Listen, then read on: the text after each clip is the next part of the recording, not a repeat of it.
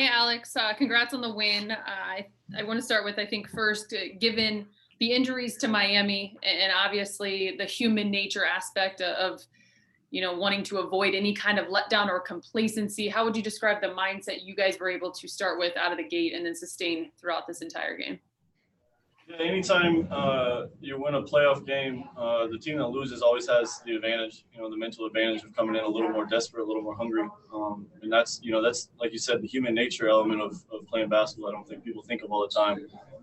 And then you couple that with them losing a couple of starters, really good players for them that have been playing really, really well in the playoffs. It's a different challenge, and the way that they play, the guys that played tonight play for them all year, so it wasn't like they came in and had guys on the bench that don't usually play for them. So they were ready to go, and they were running their stuff well, and they're a really hard team to guard. They got 5 guys that are live at all times, and just, credit for us for showing some championship spirit and just fighting through everything and pulling out the win.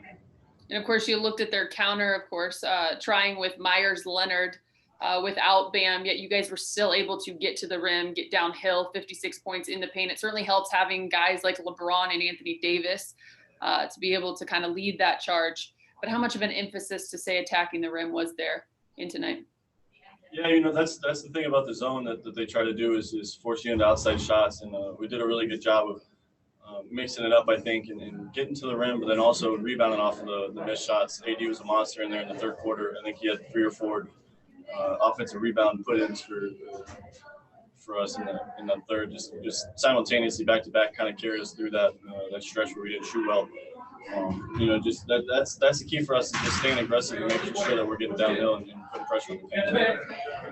And of course, last one for me, one step closer, 2 wins away. Obviously, now take a 2-0 series lead. I imagine the mindset stays the same, not satisfied, remaining hungry. Yeah, of course. We've been using the job not done. Same thing, right? Until we win 4 games, we haven't accomplished our goal. It's been over a year together and talked about the same goal from day one, and we're still here chasing that same goal. So until we get 4 wins, we're staying hungry. All right, we'll go to Brad. Alex, congratulations on the win. Obviously, Rondo sort of leads those reserve guys, but with you, Markieff and Kuz, and all 4 of you guys at Rondo, what are you guys trying to get accomplished as a group when you guys are out there together? Yeah, with that group, when we don't play with the traditional 5, either AD or Keith at the 5, we try to get deflections and get out and run on defense. And that's tough. I think we fouled a little bit too much tonight. And then even some plays we took charges and had to take the ball out of bounds. So we weren't able to get out in the break and push the pace as much as we'd like. But that's usually how we like to play in the second unit. Getting steals, getting rebounds, getting out and running, because we have 4 or 5 guys that can all dribble, pass, shoot, and space the floor. Mark Medina, over to you. Hey, Alex, congrats on the win. Obviously, Anthony has done a lot for you guys all season, but what's jumped out to you this postseason on how he's taken his aggressiveness even to another level? Yeah, I talked about it yesterday. I can't remember who it was with, but when AD plays aggressive, it just gets us going. Whether he's aggressive off the dribble, aggressive catch and shoot, aggressive on the boards, aggressive on defense. He is one of the most unstoppable players in the league whenever he's aggressive. And for me, I love watching it just because I know he is unstoppable whenever he wants to be. So, it's hard for defenses to cover him just because of his versatility and the different things he can do and with his length. And then also his ball handling skills and guard skills. So, it's been a blessing to be his teammate, because he takes a lot of the pressure off of us because he is so good.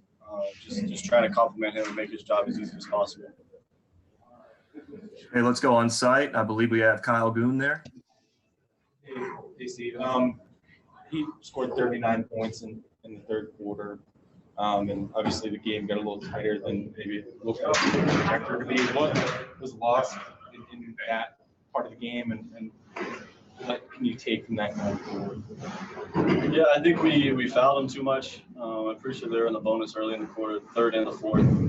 That's one thing that they're really good at, is getting fouled and drawing fouls. And we just got to do a better job communicating on our switches and our off-ball stuff, just because they're our team to guard. They play a lot like stylistically like the Warriors did back when they were on their championship runs, with a lot of pin downs and off-ball action and dribble handoff keeps.